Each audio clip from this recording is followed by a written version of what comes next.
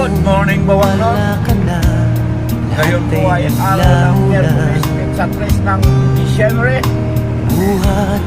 At ngayon ay ang oras natin ay alas 5 yung punto ng madaling araw. Papasok na po ako. So, kailangan po natin ng maaga sa trabaho. Sikip sa dibdib, Paunahan natin yung traffic. Dahil bago ka na alam naman natin yung Christmas puso ko'y traffic. tanging sa'yo. Mga tao lagi nasa kalsada. Kailan pa man